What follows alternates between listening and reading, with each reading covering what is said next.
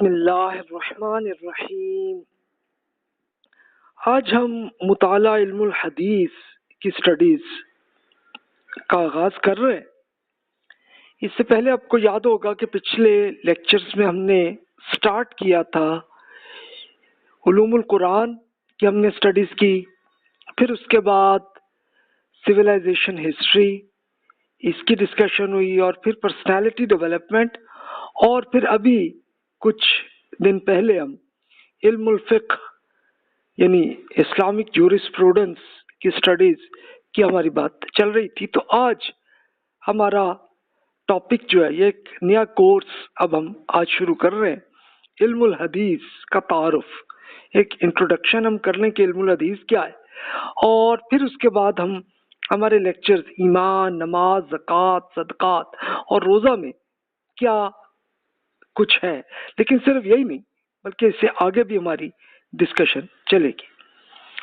Start ہم کرتے ہیں علم الحدیث کے تعارف سے کہ اللہ تعالیٰ کا انسان سے تعلق ہے کیا، کہ انسان کی پیدائش اللہ تعالیٰ نے کی، اللہ تعالیٰ نے ہمیں پیدا کیا، اور فیصلہ کرنے کی ایک اللہ تعالیٰ نے صلاحیت ہمارے اندر پیدا کر دی، اور اس زندگی کا مقصد صرف امتحان ہے۔ اس کو قرآن مجید میں اللہ تعالیٰ نے بیان کیا ہے، یہیں سے ہم سٹارٹ کرتے ہیں۔ بسم اللہ الرحمن الرحیم۔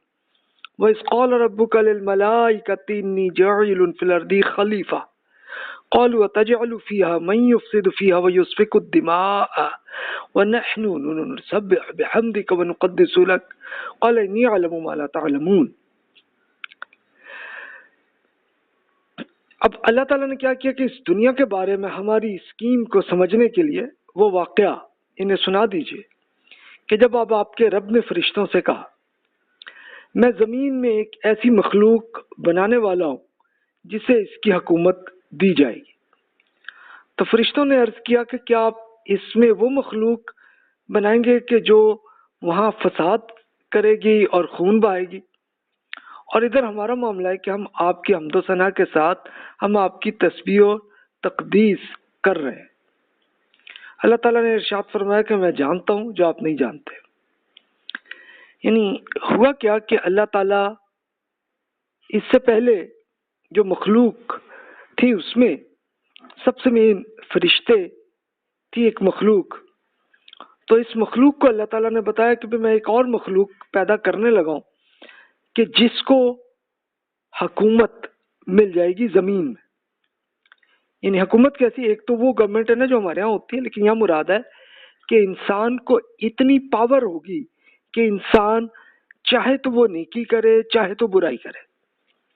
تو فرشتوں نے اس میں ایک یہ کویسچن عرض کیا کہ بھی یا اللہ، اب یہ مخلوق ایسی ہوگی کہ جس میں نیکی یا برائی جو بھی سلیکٹ وہ کر سکتی ہے، تو پھر تو وہ خون بہائے گی، فساد پیدا کرے گی، یہ ہوگا۔ اور پریکٹیکلی آپ ابھی بھی دیکھتے ہیں ہمارے یہاں انسان ایسے ہوتے ہیں جو یہ حرکتیں کرتے ہیں۔ تو ساتھ پھر ایک فرشتوں نے اپنے لیے بھی عرض کر دیا کہ یا اللہ، ہم بھی تو حمد و ثنا آپ کی کرتے ہیں، آپ کے حکم کے عین مطابق عمل ہم کر رہے ہوتے ہیں۔ تو اللہ تعالیٰ نے فرمایا میں جانتا ہوں آپ نہیں جانتے کہ اس کا اسکیم کا پلان کیا ہے۔ تو وہ اصل کیا ہے کہ اس زندگی میں اللہ تعالیٰ نے ایک اس مخلوق انسان کو، یعنی ہمیں اللہ تعالیٰ نے پیدا کیا، اور ہمیں اس کی آپشن دے دی کہ چاہیں تو ہم اچھے کام کریں چاہے تو ہم برے کام کریں، دونوں آپشن ہمیں دے دی۔ اچھا، یہ ایگزام کیوں تھا؟ اس ایگزام کا مقصد یہ تھا کہ پھر آگے اللہ تعالیٰ نے بتا دیا کہ بھی جو انسان بھی نیکیوں کو سلیکٹ کرتے چلے جائیں گے پوری زندگی میں، تو پھر ان کے بعد ان لمیٹڈ لائف ان کے لیے مل جائے گی، جس میں کوئی پرابلم ہوں گے ہی نہیں، کوئی رسک نہیں ہوگا، کوئی موت بھی نہیں ہوگی، اور پھر ایک ان لمیٹڈ لائف ان کی بن جائے گی جس میں صرف انجوائے کرتے جائیں گے۔ اور جنہوں نے برائیاں اختیار کی تو اللہ تعالیٰ نے قرآن مجید میں تفصیل سے بتایا کہ ہم بھی جو پھر اللہ تعالیٰ کے مجرم بن کے رہے تو ان کو پھر اللہ تعالیٰ سزا بھی دے گا۔ تو یہ اس زندگی کا پوری زندگی ایک ایگزام ہے۔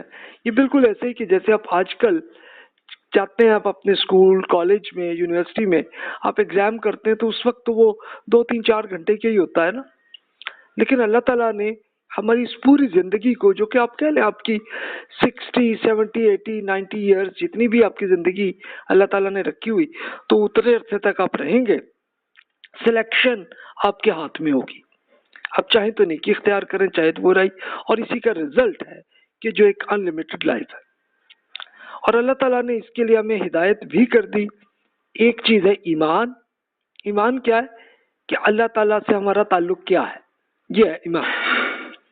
फिर आला अखलाक क्या है कि एथिकल तरीके ये बाय डिफॉल्ट पैदा होते ही इंसान को वो आ जाते हैं। और शरीयत वो है कि जो अल्लाह ताला ने अपने अहकामात बता दिए कि आपने ये करना है और ये नहीं करना है, तो इसकी पूरी डिटेल आप पढ़ चुके हैं इल्मुल फिक्र के अंदर।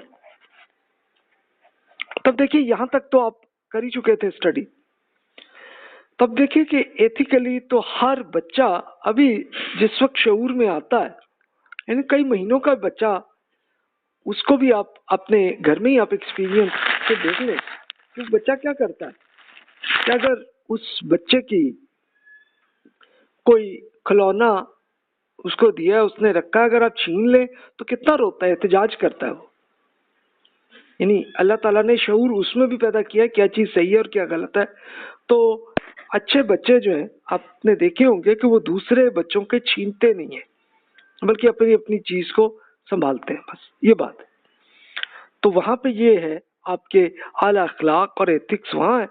और ईमान अल्लाह ताला से हमारा एक, यानी अब लॉजिकली सोचिए तो क्या खुदा के बगैर इंसान पैदा हो सकता है? अच्छा, उसके लिए आप प्रैक्टिकल खुद एक्सपीरियंस करके देख लीजिए कि ये जितनी मशीन है, आपका लैपटॉप है, आपका मोबाइल है, क्या ऑटोमेटिकली खुद बन सकता है? कि जिसको कोई ऑर्गेनाइज कोई भी नहीं कर रहा और वो खुद बन सकता है, ऑर्गेनाइज भी हो सकता है वो, यानी या उसके लिए आपको एक बाकायदा एक प्रोसीजर के बाद जाके लैपटॉप, गाड़ियाँ, मोबाइल्स और ये सब चीज़ें बनती हैं। अच्छा, बनती हैं और इंसान इसमें एक एक्शन कर रहा होता है, तब ये जाके होते हैं। अच्छा, फिर उसके बाद वो जब तक इसकी लाइफ होती है आपकी गाड़ी की या मोबाइल की या लैपटॉप की, उस टाइम तक इंसान इसको कंट्रोल कर रहा होता है। तो ज़रा सोचें कि फिर इंसान की जिंदगी को, अच्छा वो ये भी हमें पता चला साइंटिफिकली कि ये पूरी ज़मीन, फिर उससे ऊपर आप चले जाएं, सूरज, चांद, सितारे, ये जितने हैं, ये सब सही तरीके से कंट्रोल हो रहे हैं।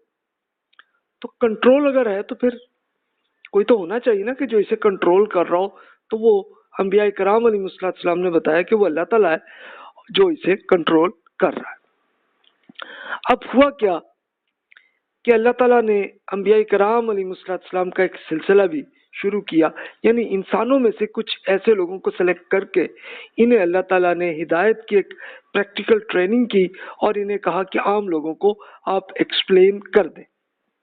कुरान मजीद में ही सूरतुल बकरा ही में फरमाया, कानन नासु उम्मतन वाहिदतन फबअसल्लाहु नबिय्यीना मुबश्शिरीना व मुनज़िरीना वअनज़ला मअहुमुल किताब बिलहक़्क़ि लियहकुमा बैनन नासि फ़ीमा इख्तलफ़ू फ़ीहि वमा इख्तलफ़ फ़ीहि इल्लल्लज़ीना ऊतूहु मिन बअदि मा जाअतहुमुल बय्यिनातु बग़यन बैनहुम फ़हदल्लाहु अल्लज़ीना आमनू लिमा इख्तलफ़ू फ़ीहि मिनल हक़्क़ि बिइज़्निहि वल्लाहु यहदी मन यशाअ इला सिरातिम मुस्तक़ीम।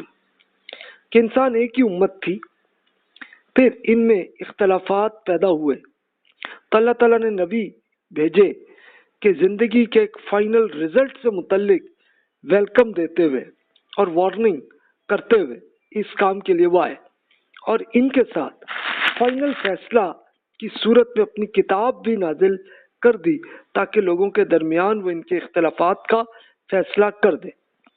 हिदायत जिन्हें दी गई, इनके सामने आ जाने के बाद भी इख्तलाफ इन्हीं लोगों ने किया, निहायत वाज़ेह दलाइल के बावजूद, महज आपस के जिद की वजह से। پھر یہ جو قرآن کے ماننے والے ہیں، اللہ تعالیٰ نے اپنی توفیق سے اس حق کے بارے میں ان کی رہنمائی کی جس میں یہ اختلاف کر رہے تھے۔ اللہ تعالیٰ جسے چاہتا ہے اس کی نیت کے مطابق سیدھی راہ کی ہدایت عطا فرماتا ہے۔ تو اصل سینیریو یہ، اب انبیاء کرام علیہ السلام نے اللہ تعالیٰ نے بہت سی بکس وہ لکھ کے بھی دیں جس کی ہمیں ہسٹوریکلی پتہ ہے، تورات ہے، زبور ہے، انجیل ہے اور قرآن مجید ہے۔ یہ چاروں بکس جو ہمیں پتہ ہے، اس کے علاوہ بھی ہوں گی لیکن اس کا ہمیں پتہ نہیں ہے۔ اب یہ انبیاء کرام علیہ السلام کی ضرورت اللہ تعالیٰ نے کیوں محسوس کی؟ یعنی پہلے نبی تو آدم علیہ السلام تھے جو پہلے انسان تھے جن سے انسان کو پورے ایمان، ایتھکس، شریعت پوری بتا دی تھی۔ پھر اللہ تعالیٰ کو ضرورت نہیں تھی اور چلتا رہا سلسلہ، لیکن پھر انسانوں نے آپس میں اختلاف کرنے شروع کر دیے۔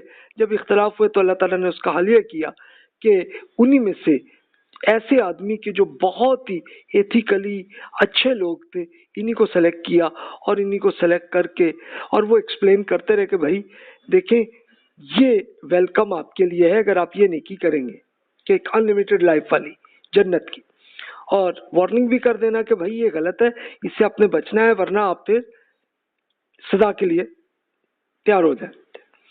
اور اللہ تعالیٰ کی کتاب بھی آتی چلی گئی اور ایکسپلین ہوتا رہا سلسلہ۔ اب اللہ تعالیٰ نے اسی سکیم کو پھر بالکل ختم کیا محمد رسول اللہ صلی اللہ علیہ وسلم پہ کہ وہ آخری نبی ہیں، کہ یہاں پہ نبوت کے سلسلے کو ختم کر دیا۔ کیوں کر دیا؟ اس لیے کہ اللہ رب العالمین نے اپنے ہدایت کو اتنی ایکسپلین کے ساتھ قرآن مجید کی صورت میں دے دی تاکہ انسانوں میں اختلاف تو ہوگا، انسان کی نیچر ایسی ہے، تو اختلاف ہوگا تو پھر وہ قرآن کے ذریعے سے چیک کر لیں گے کہ ان کی بات درست ہے یا غلط ہے، اور پھر اس میں وہ ڈیسیژن تو انہوں نے خود لینا ہے کہ اللہ تعالیٰ نے چھوڑ دیا۔ اب رسول اللہ صلی اللہ علیہ وآلہ وسلم نے کس طرح سے اس ہدایت کو اللہ تعالیٰ نے کے حکم کو پہنچایا؟ ایک تو قرآن مجید کے بہت ڈیٹیل سے جو آج بھی اویلیبل ہے، دوسرا طریقہ سنت نبوی کیا تھی کہ رسول اللہ صلی اللہ علیہ وسلم نے پریکٹیکلی عمل کر کے لوگوں کو بتایا کہ بھائی یہ چیز یہ درست ایسے کرنی ہے، یہ طریقہ ہے، اور وہ اتنا کیا کہ جس میں پوری امت میں کوئی اختلاف نہیں ہے، کہ وہ رسول اللہ صلی اللہ علیہ وسلم سے لے کے آج تک ہمیں اویلیبل ہے، جس کو آپ علم الفقہ میں آپ پڑھی چکے ہیں۔ نماز آپ ابھی کسی بھی اہل ایمان کو دیکھ لیں ایک ہی طریقہ آپ کو نظر آئے گا، زکوٰۃ ہے تو ایک ہی طریقہ ہے، ایتھکس ہے تو اس کا بھی ایک ہی طریقہ ہے، یعنی اس میں کوئی اختلاف نہیں ہے۔ انسانوں میں اختلاف ہوتا ہے اس کی امپلیکیشنز میں، وہ ٹھیک ہے، وہ کوئی بڑی بات نہیں۔ تو اس میں رسول اللہ صلی اللہ علیہ وسلم نے ایک دوسرا کام یہ بھی کیا کہ آپ کے سامنے جو اہل ایمان تھے، جو صحابہ کرام رضی اللہ عنہم تھے، تو ان کے سوالات کا جواب دیا، اور آپ کے تبصرے بھی آتے رہے کہ اگر کسی کی کوئی غلطی دیکھی یا بتایا تو اس کا نام نہیں ٹارگٹ نہیں کیا، لیکن بتایا کہ بھائی ہمارے ہاں ایسی بھی غلطی ہو رہی ہے تو یہ اس سے بچنا ہے۔ تو یہ پوری ڈیٹیل آپ کو احادیث میں ملے گی۔ احادیث میں سنت نبوی کو تو آپ کو ہزاروں احادیث کے اندر ملے گی، اور اگر کسی پرسنل آدمی کا معاملہ ہے تو ان کا معاملہ پھر وہ حدیث میں ملتا ہے، ان کے کویشچن آنسر اس کے فارمیٹ میں۔